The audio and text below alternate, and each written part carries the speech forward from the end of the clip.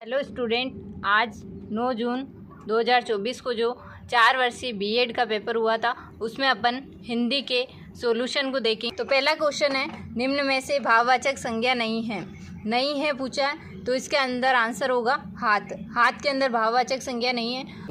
कष्ट पर कष्ट आना के लिए मुहावरा है कंगाली में आटा गीला होना।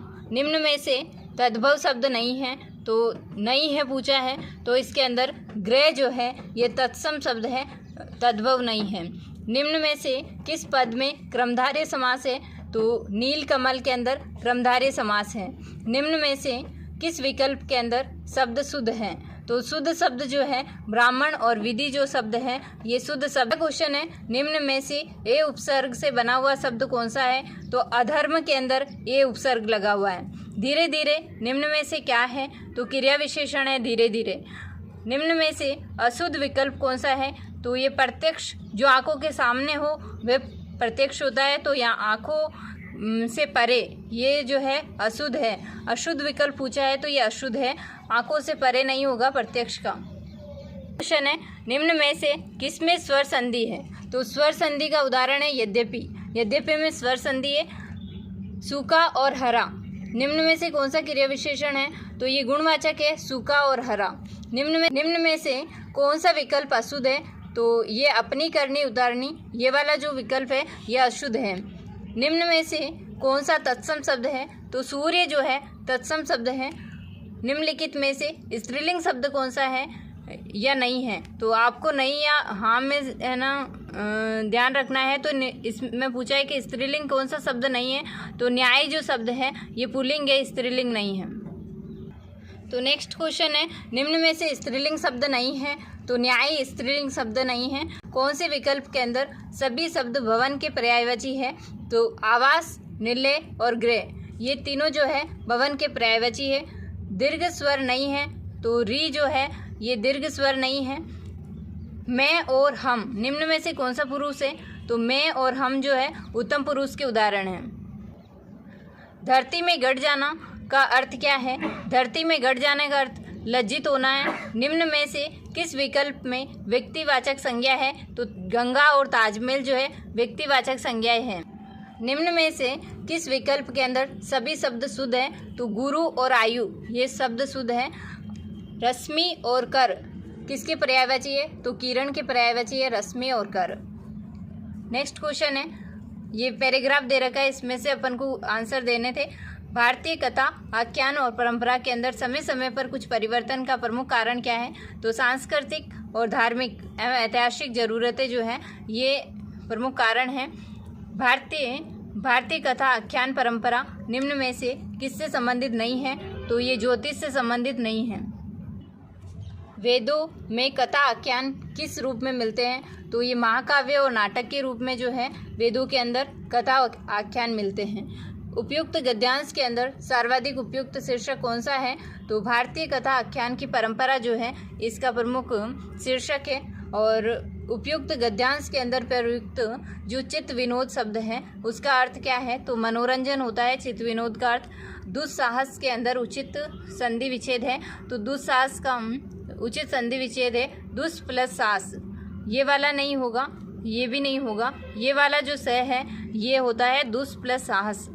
क्षति शब्द का सही अर्थ क्या है, तो क्षति होता तो हानि हो जाता, यदि क्षति होता तो उसका अर्थ हो जाता है हानि, परंतु ये है क्षति का अर्थ होता है पृथ्वी।